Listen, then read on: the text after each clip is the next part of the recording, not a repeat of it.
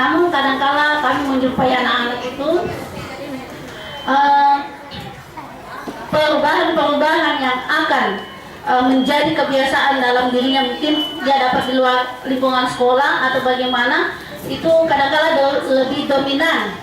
Bahkan di sini sekolah Palang Baru Pak Ustadz, alhamdulillah kami ada diprogramkan oleh kepala sekolah kami itu setiap hari Sabtu ada manajemen kalbu kepada anak didik kami, bagaimana supaya anak-anak ini memiliki akhlakul karimah ke depannya.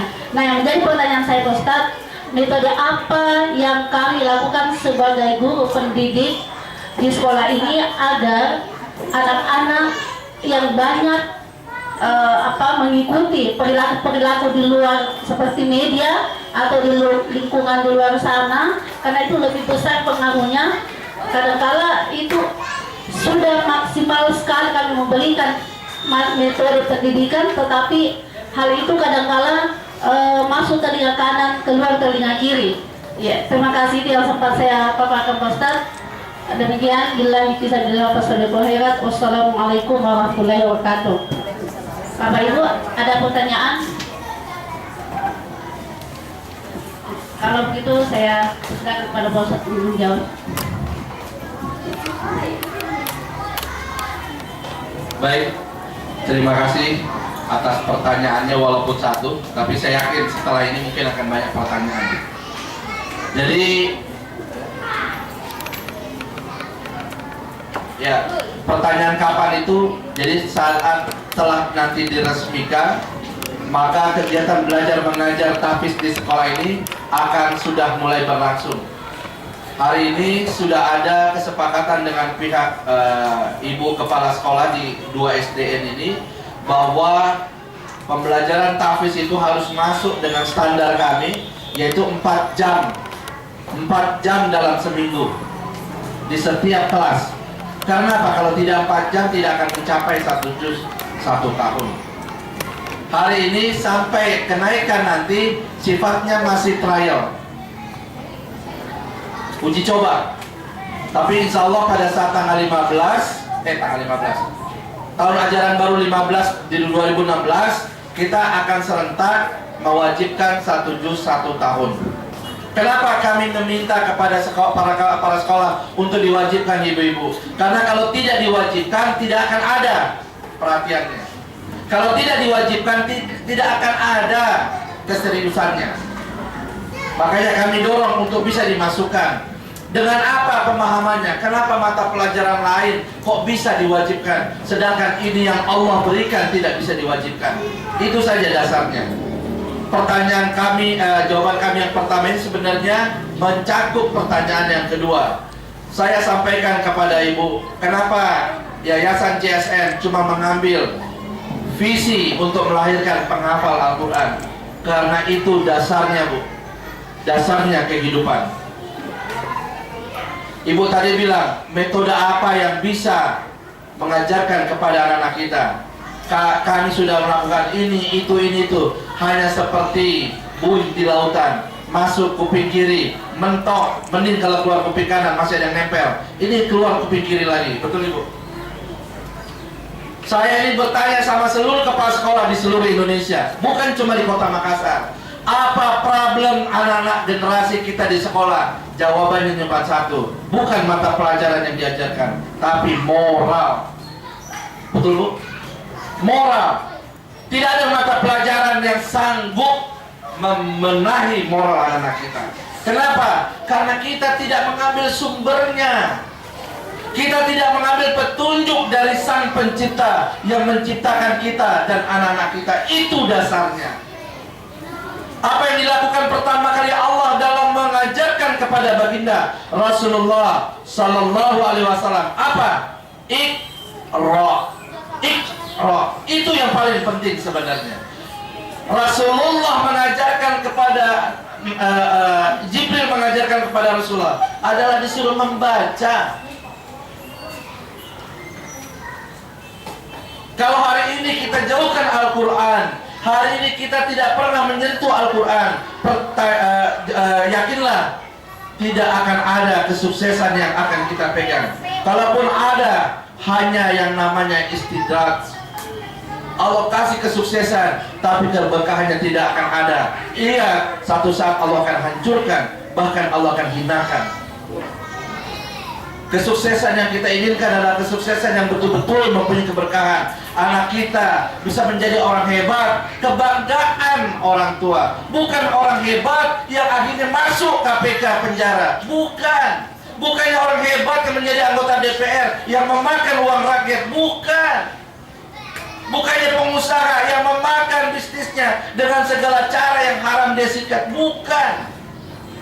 Kita mau anak-anak kita sukses di dunianya, tapi dia kebanggaan orang tua di dunia dan di akhirat. Dia akan bisa membanggakan para orang tua di depan Allah, bukan malah menghinakan.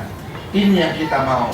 Jadi kenapa dakwah kami adalah dakwah mengembalikan Al-Quran? Karena sebenarnya kalau ibu-ibu bisa mau berpikir dengan anak-anak kita belajar Al-Quran, anak-anak kita lah nanti akan memberikan terbukanya keberkahan di rumah tangga kita, terbukanya di keluarga kita. Saya sering mengatakan ibu kepala sekolah boleh lakukan, orang tua, para guru silakan hari ini catat kondisi keadaan kita semuanya masing-masing. Catat, ibu gaji suami berapa, catat di buku. Hari ini nih, tanggal ini, utang ada berapa, penyakit, ya kan, catat semuanya. Kesusahan segala macam yang kita punya, catat segala macam. Nanti 6 bulan setelah anak kita belajar Al-Quran, ibu nanti buka itu lembaran. Posisi 6 bulan bandingkan dengan yang sekarang. Saya yakin Allah akan memberikan keajaiban. Allah akan membukakan pintu-pintu keberkahan. Jadi kalau tadi Ustaz Wahyu mengatakan ada 4 tadi ya? 4 ya? Ada 4. Kuncinya sebenarnya di awal hanya membaca Al-Quran. Dengan membaca Al-Quran, Allah buka kebuntuan itu yang ada di dalam hati kita. Dengan membaca Al-Quran, Allah buka semua pikiran-pikiran yang tidak bisa menerima pemahaman dari Allah. Dengan Al-Quran, Allah hancurkan dosa-dosa kedua orang tua kita. Allah hancurkan dosa-dosa pemimpin kita. Allah hancurkan dosa-dosa seluruh umat Islam. Sehingga Allah cucurkan keberkahan di kota yang kita cintai ini, keberkahan di SDM kita ini, keberkahan bagi semua orang tua para wali murid. Insya Allah dengan cara yang kita lakukan ini, mudah-mudahan Allah akan ridho dengan kita. Allah akan berikan jalan-jalan yang baik bagi keluarga kita. Yang gak pernah sholat, orang tua jadi sholat. Yang masih ada yang maksiat, Allah luruskan untuk meninggalkan maksiat. Yang gak semangat ibadah dengan menghafal Al-Quran anak-anaknya, dengan ada orang yang membaca Al-Quran di sekelilingnya, akan membukakan semangat untuk beribadah. Percayalah, ini sebenarnya adalah salah satu trigger dahsyat yang mungkin belum tentu ada orang yang menganggap wah biasa itu, biasa. Tapi percayalah, ini yang dilakukan Allah kepada Rasulullah. Pertama kali mengajarkan Al-Quran kepada baginda Rasulullah SAW. Semoga apa yang menjadi program kita hari ini, insya Allah akan betul-betul memberikan keberkahan kepada kita semua, insya Allah. Saya terima kasih kalau hari ini Ibu Guru Agama, Ibu siapa?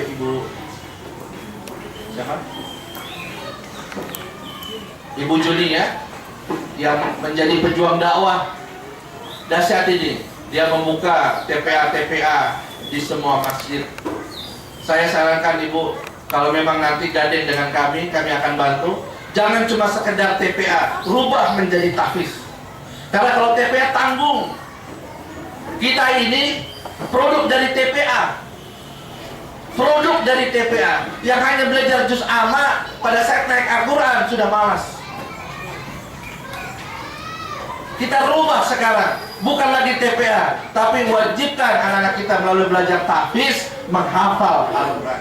Kalau dia menghafal, sudah pasti insya Allah dia bisa baca. Tapi kalau dia baca, belum tentu dia bisa menghafal. Jadi sekali dayung, 2-3 benua, jangan pulau, nanggung, 2-3 planet langsung kita lewatin. Mudah-mudahan kita akan ada perubahan besar di kota Makassar ini. Insya Allah. Ada lagi yang mau bertanya, silakan. Ada Bu? Nggak ada. Kalau memang tidak ada, baik, saya rasa karena waktu juga sudah jam 12, saya atas nama Yayasan Cinta Sedekah Nusantara dengan memanjatkan keridhaan dari Allah dan izin, semoga Allah melancarkan dan memudahkan anak-anak kita untuk menjadi penghafal Al-Quran, dan mudah-mudahan dalam perjuangan kami untuk menjadikan kota Makassar 5 tahun ke depan menjadi kota Quran, Allah betul-betul ijabah. Maka program tahfiz serbu sekolah di SDN Balang Baru dan Balang Baru 1, ya, insya Allah pada hari ini resmi saya buka dengan membaca Bismillahirrahmanirrahim. Maka mulai hari Senin, insya Allah kami sudah akan kirimkan tenaga pengajar beserta buku-buku pengajaran, dan anak-anak kita resmi pada hari Senin sudah mulai belajar tahfiz di kelasnya masing-masing. Terima kasih bapak-bapak dan ibu-ibu. Kami tidak meminta apapun, bahkan kami tidak meminta nama. Kami hanya satu, selipkan nama kami di setiap doa yang ibu panjatkan kepada Tuhan, agar kami tetap istiqomah dan tawadu. Wabillahi taufiq wal hidayah. Assalamualaikum warahmatullahi wabarakatuh. Acara selanjutnya itu pembacaan doa.